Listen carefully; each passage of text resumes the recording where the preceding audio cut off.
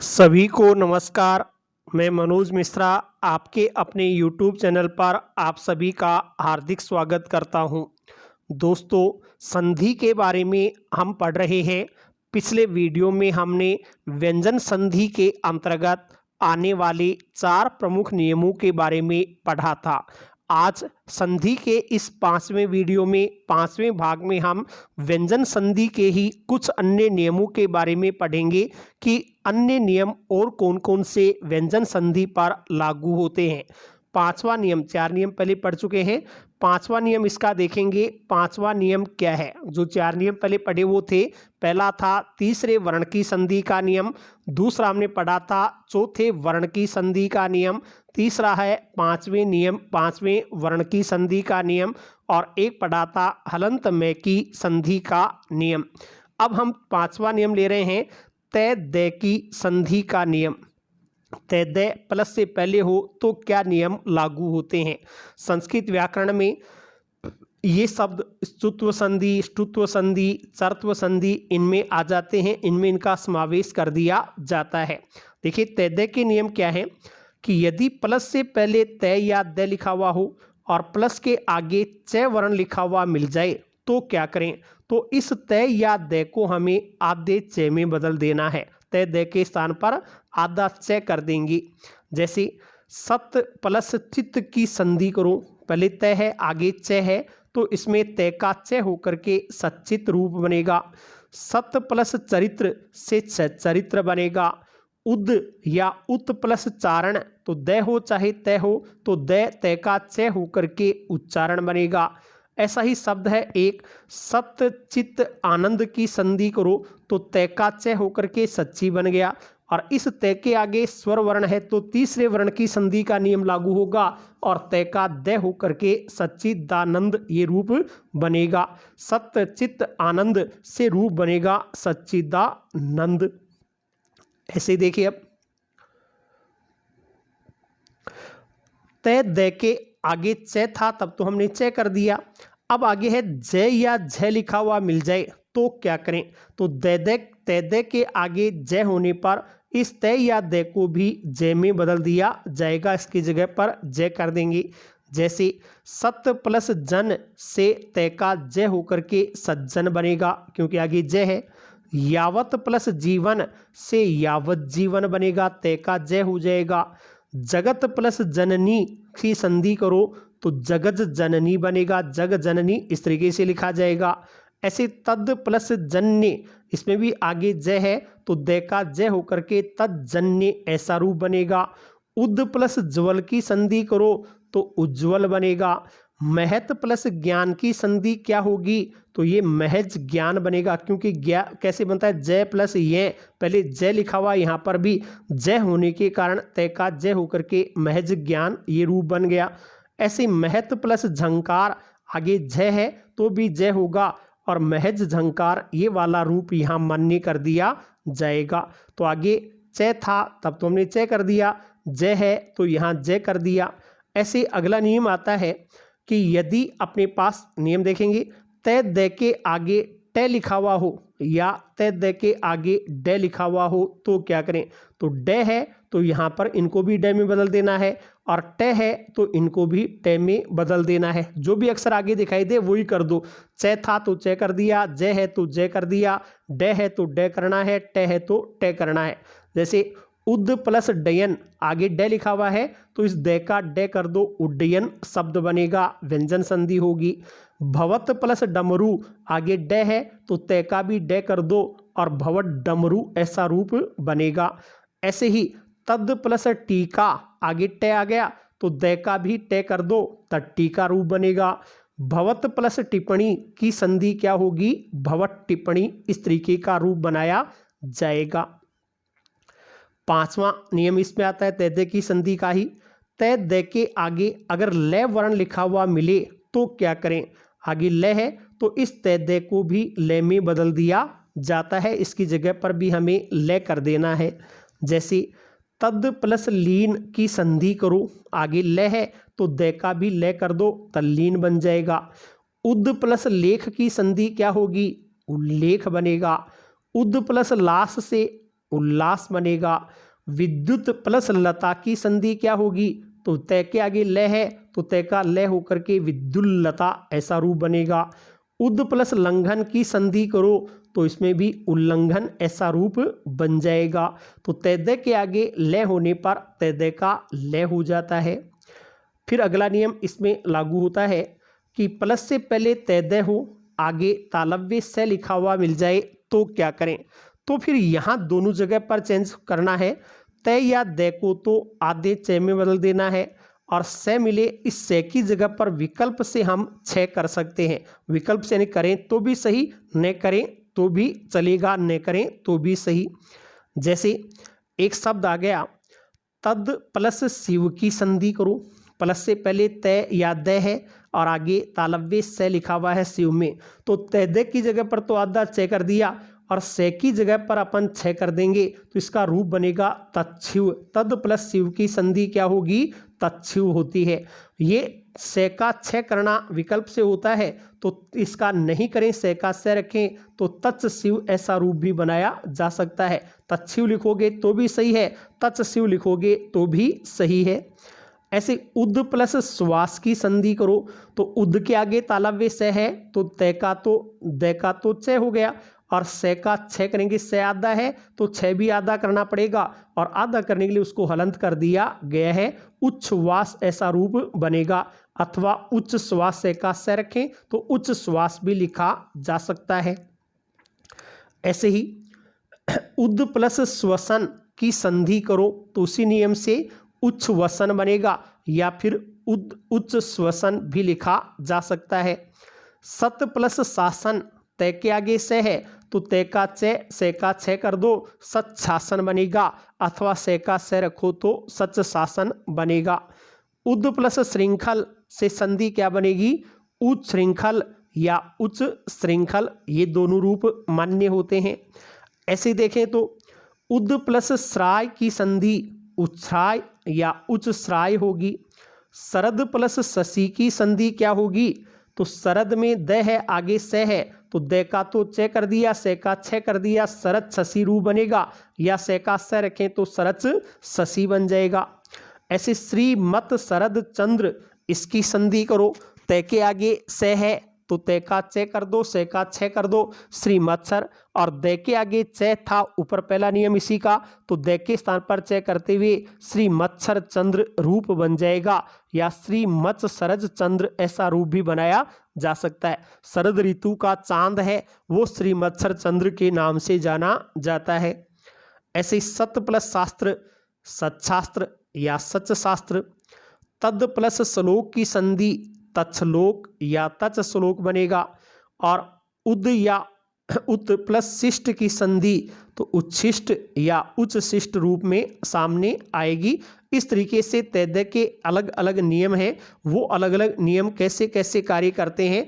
पहले 5 में तो अगला अक्षर देखो, आगे च है तो च कर दिया, ज है तो ज कर देंगे, ट है तो ट कर देंगे, आगे का अक्षर ट है तो ट कर दिया, ड है तो ड कर देंगे और आगे का अक्षर ल है तो वहाँ ल हो जाएगा।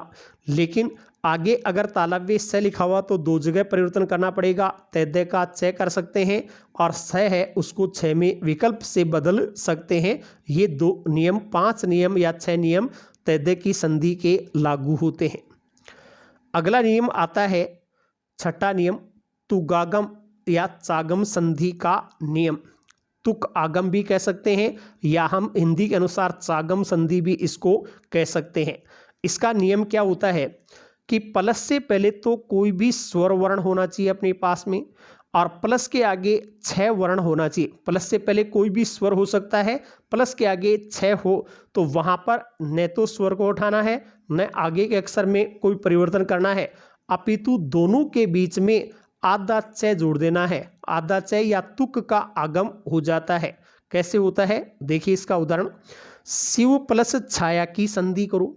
शिव के अंत में ए स्वर है और छाया के आरंभ में 6 वर्ण आ रहा है, तो ये शर्त यहाँ पूरी होगी कोई भी स्वर के साथ में 6 का मेल है। तो पहले अपन तुक का आगम करेंगे, दोनों में तुक आगम हो, शिव तुक आगम, शिव तुक छाया ऐसे रूप बन जाएगा। फिर तुक में अपन अनुबंध लोप करते हैं, इच संज्ञा और लोप करेंगे तो उ और क हट जाएगा, केवल तय बचेगा, तो शिव तय छाया रूप बनेगा।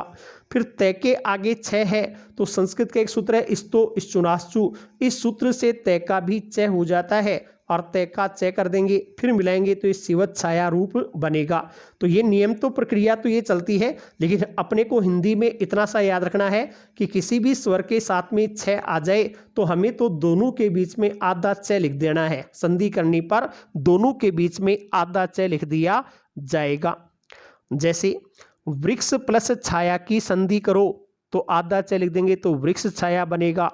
तरु प्लस छाया से तरु छाया बनेगा। छत्र प्लस छाया से छत्र छाया बनेगा। स्व प्लस छंद से स्वच्छंद बनेगा। अनु प्लस छेद से अनुच्छेद बनेगा। पद प्लस छेद से पद छेद बनेगा। तो बताओ विच्छेद का संधि विच्छेद क्या होगा, तो वि प्लस छेद कर देंगे। और आच्छादयति का संधि विच्छेद करो तो आ प्लस छादयति बनेगा, दोनों के बीच में आधा च जोड़ दें तो आच्छादयति ऐसे रूप बन सकते हैं। ये नियम है तुक आगम संधि या चागम संधि का। पहले स्वर हो, आगे छह वर्ण हो तो दोनों के बीच में आधा च जोड़ दिया जाता है, च का आगम हम कर देते हैं। वैसे तुक का आगम होता है, लेकिन प्रक्रिया में आप आधे च को समझें। फिर सातवां नियम आता है व्यंजन संधि का, वो है उद उपसर्ग की संधि का नियम। देखिए अभी समस्या आई थी कि उद को पहले सही माने या उत को सही माने, तो ध्यान दें इस सूत्र के अनुसार एक सूत्र आता है उदय स्था स्तंभो पूर्वस्य। ये सूत्र क्या कहता है कि यदि प्लस से पहले उद उपसर्ग है, उद उपसर्ग पहले है और आगे स्था धातु से बना हुआ कोई शब्द आ जाए या फिर स्तंभ शब्द लिखा हुआ मिल जाए और उसकी संधि करनी पड़े, तो संधि करने पर हमें उद की जगह पर तो उत लिख देना है। देखिए उद ये विच्छेद में लिखा हुआ आता है और संधि करने पर फिर वो उत में बदलता है, तो विच्छेद में उद वाला रूप ही प्राय कर पहले लागू होता है। तो यहाँ उद की जगह पर तो हमें उत करना है। आगे जो स्था धातु हो या स्तंभ शब्द हो उनमें जो आधा स है उस आधे स का लोप भी करना है। दो काम करेंगे, उद की जगह पर उत करेंगे, आगे जो भी स्था धातु का शब्द आए या स्तंभ शब्द आए उसमें जो आधा स है उसका लोप भी करना है। जैसे उद प्लस स्थान की संधि उत्थान होगी। उद प्लस स्थिति से उत्थिति बनेगा। उद का उत हो गया, आधे स का लोप हो गया तो उत्थिति ऐसा रूप बना। उद प्लस स्थापन से उत्थापन बनेगा और उद प्लस स्तंभ, स्तंभ शब्द आ गया तो उद का उत और आधे से का लोप तो उत्तंब ये शब्द बनेगा। ये भी व्यंजन संधि मानी जाएगी। इनमें व्यंजन में हम संस्कृत के नियमानुसार पूर्व सवर्ण संधि का प्रयोग मानते हैं। आठवां नियम पढ़ेंगे। आठवां नियम आता है अघोष वर्ण की संधि का नियम। अघोष वर्ण की संधि का नियम संस्कृत के अनुसार चर्त्व संधि का नियम। ये क्या है, ये नियम क्या कहता है? ये नियम है कि प्लस से पहले तो आधा द होना चाहिए, आधा द हो, आगे कोई भी अघोष वर्ण लिखा हुआ हो। अघोष वर्ण कौन से होते हैं? पहला या दूसरा वर्ण अथवा तीनों सकार में से जो भी है, पहला दूसरा वर्ण और से ये अघोष होते हैं। लेकिन अघोष में आपको ज़्यादातर ये ध्यान रखना है पहला या दूसरा में जो क ख प फ ये चार वर्ण ही मिलेंगे, आगे च छ ट ठ त थ वो वाले नहीं मिलते हैं। प्लस से पहले द हो और आगे क ख प फ हो या से हो तो क्या करें, तो इस द को हमेशा आधे तय में बदल देना है, तय के स्थान पर तय हो जाएगा। यही आठवां नियम अघोष वर्ण की संधि का नियम कहलाता है। कैसे? देखिए तद प्लस काल, पहले द है और आगे काल में क पहला अक्षर है तो इसमें द का तय होकर के तत्काल बनेगा। तद प्लस पर तो तत्पर हो जाएगा। तद प्लस सम से तत्सम बनेगा। उद प्लस किरण, पहले द है आगे क है पहला अक्षर तो उत्कीर्ण संधि होगी। उद प्लस तीर्ण से उत्तीर्ण बनेगा। उद प्लस खनन से उत्खनन बन जाएगा। ऐसे शरद प्लस काल शरतकाल, द का तय होकर के। संसद सत्र तो संसत सत्र। संसद सदस्य तो संसद सदस्य ऐसे रूप बनेंगे। उद प्लस तम से उत्तम बनेगा। उद प्लस कोच से उत्कोच बनेगा। उत्कोच का अर्थ होता है रिश्वत, रिश्वत को उत्कोच कहते हैं। उद प्लस पन से उत्पन्न बन जाएगा। तो पहले द हो, आगे कैक है, पैफ है, या फिर से हो तो द को आधे तय में बदल देना है। तत्काल, तत्काल ऐसे रूप बनेंगे। अब चलते हैं नवे नियम पर। नवा नियम कहलाता है मूर्धन्य वर्ण की संधि का नियम। मूर्धन्य वर्ण की संधि का नियम, ये नियम क्या बनता है, कैसे बनता है? इसके अनुसार प्लस से पहले तो ई या उ स्वर होना चाहिए, ह्रस्व ई या ह्रस्व उ स्वर होना चाहिए, और प्लस के आगे दंते से हो या फिर तै थे दै धै ने, इनमें से कोई सा वर्ण लिखा हुआ हो, दंते से या तै थे दै धै ने। तो संधि करने पर क्या होगा, दंते से है तो मूर्धन्य से हो जाएगा, और तै थे दै धै ने को टे ठे डे ढे में बदल दिया जाएगा। जैसे इसके कुछ नियम अपन लागू करते हैं।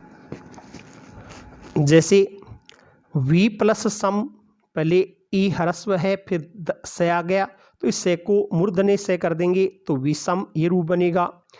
नी प्लस संग से निसंग बनेगा। अनु प्लस संग अनुसंग बनेगा। नी प्लस से निषेध बनेगा। सु प्लस समा सुसमा बनेगा। ऐसे ही सु प्लस सुपति सुसुपति बनेगा। सु प्लस स्मिता सुस्मिता बनेगा। सभी उदाहरणों में आप देख रहे हैं इनमें प्लस से पहले ह्रस्व ई या ह्रस्व उ है और आगे दंते से है, तो इस दंते से का मूर्धन्य से होकर के ऐसे रूप बने हुए हैं।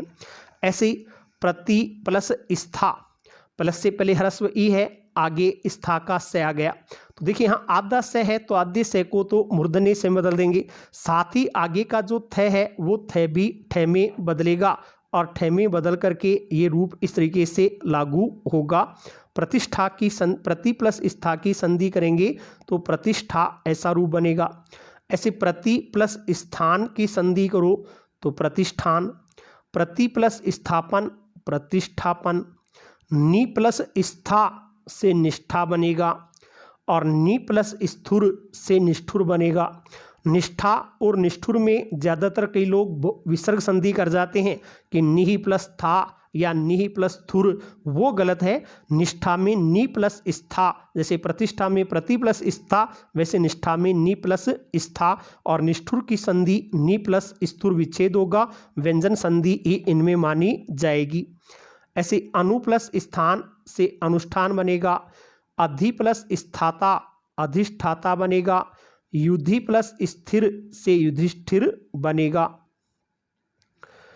अब देखो, यदि इस प्रकार के शब्दों में आधे मूर्धन्य से ठीक पहले ई उ के अलावा कोई अन्य स्वर आ रहा हो, ई उ स्वर नहीं हो, उसके अलावा कोई अन्य स्वर आ रहा हो, तो उसका विच्छेद करते समय क्या करें?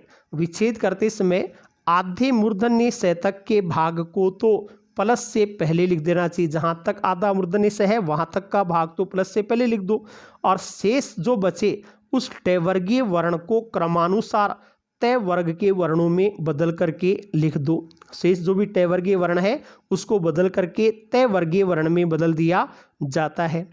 जैसे एक शब्द आ गया, षष्ठ का विच्छेद करो, तो जैसे प्रतिष्ठा वैसे षष्ठी षष्ठ ऐसे शब्द बन रहे हैं, लेकिन प्रतिष्ठा में तो से पहले ई की मात्रा है और षष्ठ में से पहले ए स्वर है, ई या उ नहीं है, तो विच्छेद करते समय सस आधे से तक का भाग पहले लिख देंगे सस, और आगे ठ है दूसरा अक्षर है तो उसको तय वर्ग में देंगे, तय का दूसरा अक्षर थ हो जाएगा, तो सस प्लस थ इसका विच्छेद होगा। ऐसे षष्ठी तो सस प्लस थी। कृष्ण कृष्ण प्लस ने, पांचवा अक्षर है न, तो पांचवा अक्षर न कर देंगे कृष्ण ने। उत्कृष्ट तो उत्कृष्ट का संधि विच्छेद करो तो उत्कृष्ट प्लस तय। निकृष्ट का संधि विच्छेद करो तो निकृष्ट प्लस तय। राष्ट्र का संधि विच्छेद करो तो राष्ट्र प्लस त्रय, और इष्ट का संधि विच्छेद करो तो इस प्लस तय होगा। इनमें आधे मूर्धन्य से पहले ई या उ नहीं है, अन्य स्वर आ रहा है, तो विच्छेद करते समय आधे से तक का भाग प्लस से पहले ले लिया है, आगे टे वर्ग के वर्णों को तय वर्ग में बदल दिया गया है क्रम के अनुसार। इसी व्यंजन संधि में कुछ अन्य उदाहरण देखिए। कभी पूछ लिया जाए कि बताओ यज्ञ का संधि विच्छेद क्या होगा, तो यज प्लस ने, जय के आगे न है तो न ये में बदल करके यज्ञ शब्द बनेगा। यज्ञ का विच्छेद करो तो यज प्लस न करना है। कांस कान कैसे बना है, तो कान प्लस कान, ये कुछ विशेष संस्कृत में आ सकते हैं, इनको वैसे याद रख लेना। विद्वान प्लस लिखती की संधि करो तो न के आगे ल मिले तो पहले जो न है उसको अनुनासिक ल में बदल देते हैं, तो विधवा ल लिखती ऐसा रूप बनेगा। आधे ल को अगर अंदर लेना चाहे मात्रा के तो फिर चंद्र बिंदु वाक्य के ऊपर आ जाएगा, विधवा लिखती ऐसा रूप बन जाएगा। भगवान लसती, ने के आगे ल है तो इस ने का अनुनासिक ल कर देंगे, भगवा लसती ये रूप बनेगा। प्रत्यंग आत्मा से प्रत्यंग आत्मा बनता है, गय के आगे गय का आगम होकर के प्रत्यंग आत्मा बनेगा। सुगण प्लस ईस की संधि करो तो सुगणीस ऐसा रूप लिखना है। खादन प्लस अपी की संधि करो तो खादन नपी ऐसे लिखना है। ये रीट में अगर संस्कृत में ऐसे शब्द आ जाएं तो उनके बारे में आपको केवल ध्यान देना है कि शब्द ऐसे बनेंगे।